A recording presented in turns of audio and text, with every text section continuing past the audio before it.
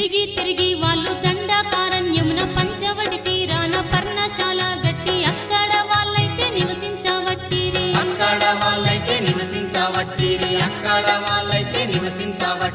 ఇక్కడి సంగతైతే ఓయమ్మ ఇక్కడే ఉండంగను మాయమ్మ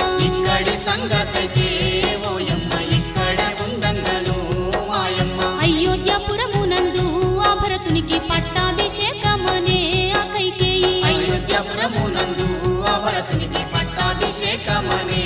కైకేయి అప్పుడా భరతుడు తల్లి కైకమ్మతో నాన్న రామునికి ఏమాపద వచ్చే అన్న రాముడైతే కనబడతలేడానే